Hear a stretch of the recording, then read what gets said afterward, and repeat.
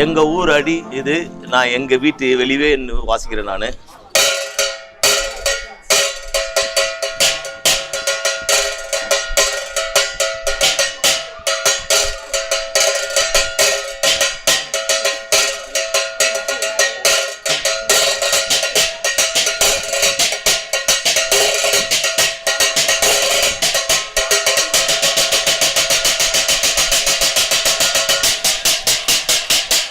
நம்ம அடி தனி அடி. பாய் இருக்காரா? ஆஹா, அஸ்ஸலாமு அலைக்கும். எப்படி இருக்கீங்க பாய்? இவங்க அப்பாவை பார்த்துருக்குறேன் நான். இவரு என்ன குழந்தைல நாங்களா சின்னவங்க எங்க இது. ஆமா, இன்னைக்கு நேற்று இல்லை அந்த.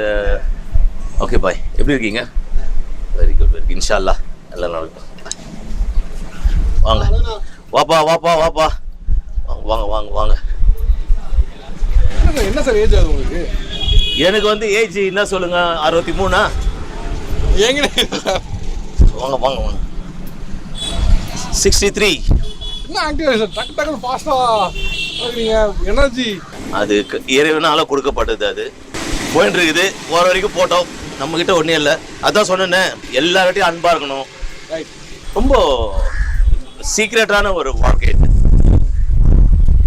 நம்ம அன்பை தான் விட்டுட்டு போனோம், அதுதான் பேசும் பின்னாடி. நிறைய கான்செர்ட் பண்ணிட்டீங்க, நிறைய பண்ணிட்டீங்க. பட் ஆனால் ஒரு ஸ்டேடியமில் வந்து வாசிக்கிறதுங்கிறது ஒரு என்ன சொல்ல, எல்லாருக்கும் ஒரு தனி வைப்பு. நமக்கும் ஒரு மாதிரியான ஒரு சேர் இருக்கும். நம்ம பிடிச்ச டீமுக்கு வாசிக்கிறோம், பிடிச்ச பிளேயர் தாண்டி நம்ம பிடிச்ச மியூசிக்கை வாசிக்கிறோம். ஒரு இவ்வளவு பெரிய சேர் பண்ணுற இடம் இருக்கப்போ அது பயங்கரமாக இருந்திருக்கும். ஐபிஎல்ல வாசிச்சது குறிப்பாக இந்த மொமெண்ட். மிஸ்டர் தோனி வந்து தோனி, ஐயோ தோனி மாதிரி ஒரு பொறுமையான ஒரு கேப்டன். ரொம்ப பொறுமை.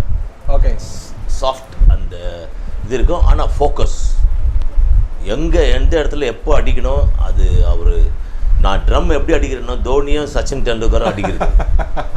அவங்க அடிக்கு நான் ஏன் அடி அங்கே விழும். அது ஒரு பியூட்டிஃபுல் பிளெண்டாக இருந்தது.